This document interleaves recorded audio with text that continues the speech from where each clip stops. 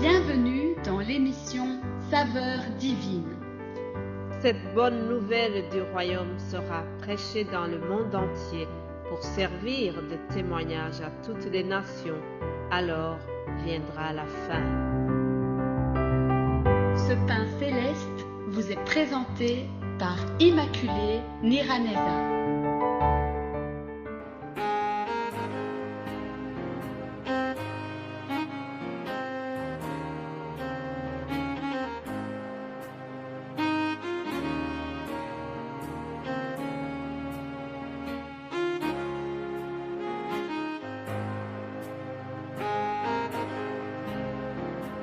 Shalom, shalom, bien-aimés de Dieu, que la paix de Christ règne parmi vous. Alléluia.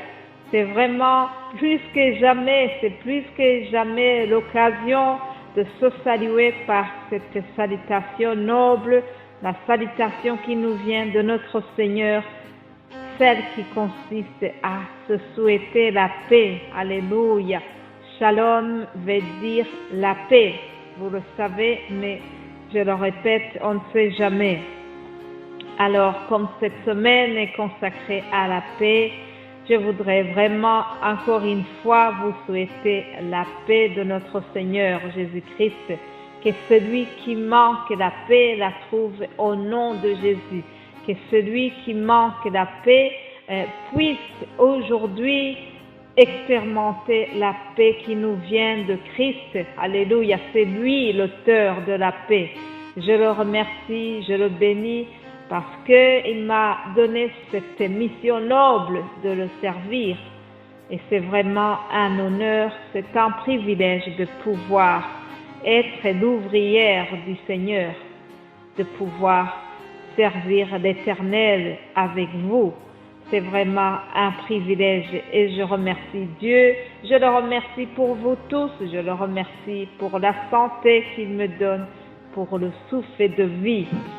Alors, continuons notre méditation. Le thème de la semaine, c'est la paix qui nous vient de Dieu. La paix divine, on va dire. Nous avons une paix de plusieurs sortes. Le serviteur de Dieu, David, a dit quelque chose que j'aime beaucoup dans son psaume. Psaume 4, au verset 9, il a dit ceci. Il a déclaré ceci.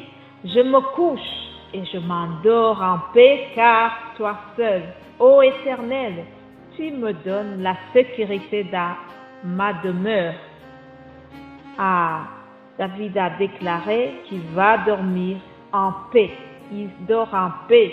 Mais d'où lui vient la paix? C'est parce que il s'est confié en l'Éternel.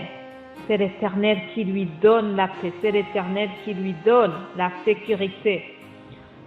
Chers amis, nous savons que il y a des systèmes, il y a des pays où on a des veilleurs de nuit. En tout cas, chez moi, je n'ai pas un veilleur qui passe la nuit devant ma maison. Mais en Afrique, c'était courant. Je sais que ce système est encore là. Il y a des veilleurs de nuit, des personnes qui sont payées pour surveiller des maisons pendant la nuit.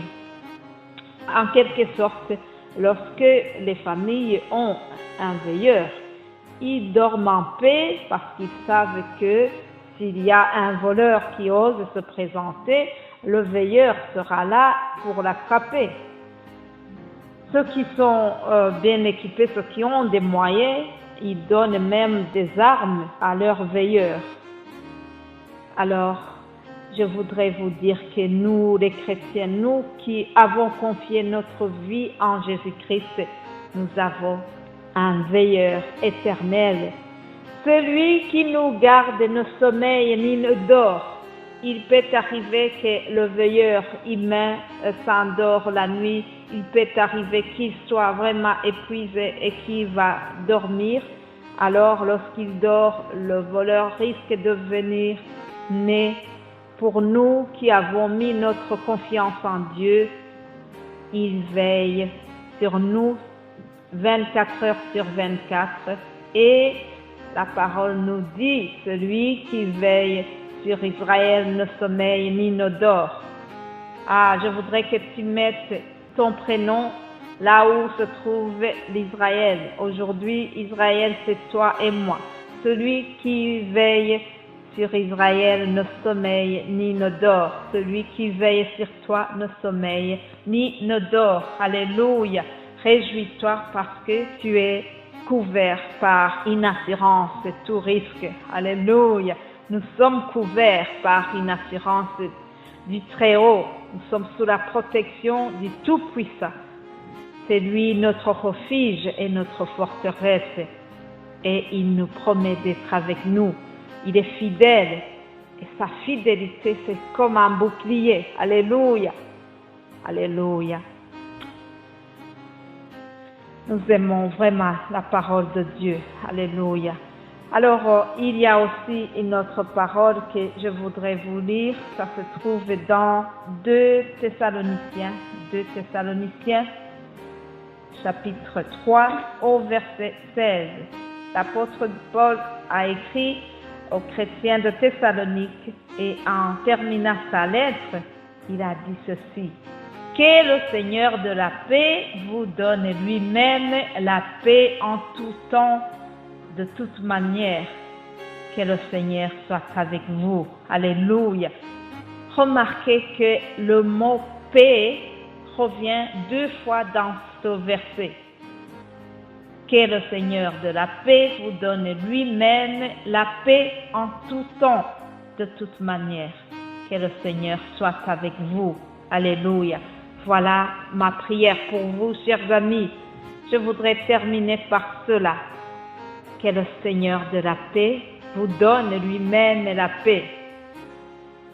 Mais pour bénéficier de la paix du Seigneur, il faut accepter le Seigneur. Il faut l'inviter pour qu'il vienne régner dans ton cœur. Et c'est à cette condition-là que tu pourras bénéficier de sa paix. C'est de la même chose.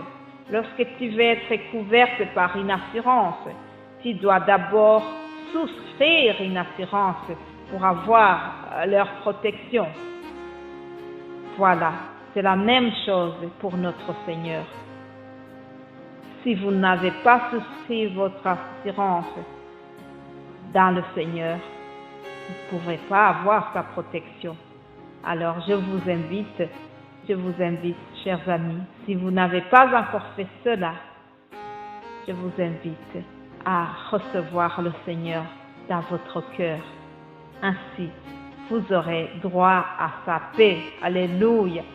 Même s'il fait du bien pour les bons et les mauvais, il y a un supplément pour ceux qui l'ont accepté. Alors, je te souhaite vraiment d'accepter le Seigneur Jésus-Christ dans ton cœur. Sois béni, que le Seigneur vous garde, que sa paix reste avec vous et que sa paix demeure dans votre cœur. Alléluia. Que le Seigneur de la paix vous donne lui-même la paix toute cette journée. Vous êtes bénis en Jésus-Christ. Amen.